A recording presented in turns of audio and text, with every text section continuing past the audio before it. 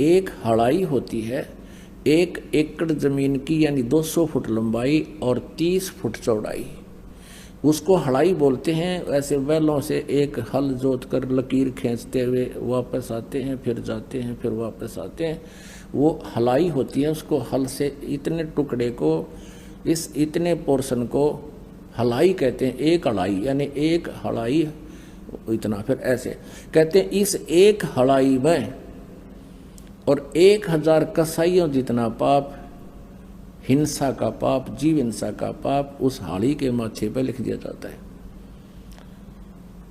और फिर उससे जो पुण्य होता है, उससे उसमें उत्पन्न हुई, जैसे फसल कणक उत्पन्न होगी, गेहूं उत्पन्न हो गया, वो जड़ गया। बाजरा उत्पन्न हुआ तो उसने पशु पक्षी खा रहे हैं, कुसुम झड़ गया, थोड़ा बहुत वो चींटियों का मुंह पड़ गया, कीड़े मकोड़े ने खा लिया, तो वो उसको पुण्य हो गया और वो पाप हो गया। और दोनों ही अकाउंट लिखे जाएंगे तुम्हारे उसमें।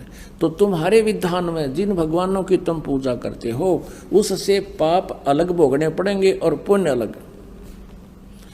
और परमात्मा कहते हैं मेरी जो साधना करेगा, जो मैं बताऊंगा, उससे तुम्हारे पाप नाश हो जाएंगे, पुण्य पुण्य शेष बचेंगे। जैसे पहले, अब क्या होता है कि खेती में जैसे खरपतवार उग गया, तो खरपतवार को खत्म करने के लिए एक ऐसी मेडिसिन बन गई, उसको जब सिंचाई करते हैं, उसको डाल देते हैं, वो घास को नष्ट कर देती है खरपतवार को, और फसल को हानि नहीं करती।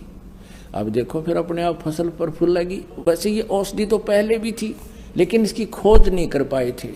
अब परमात्मा ने ये औषधि, जब ही सतनाम हृदय धरो भयो पाप को नाश, जैसे चिंगारी अग्नि की वह पड़े पुराने घास। अधिक जानकारी के लिए डाउनलोड करें संत रामपाल जी महाराज ऐप व सब्सक्राइब करें संत रामपाल जी महाराज यूट्यूब चैनल।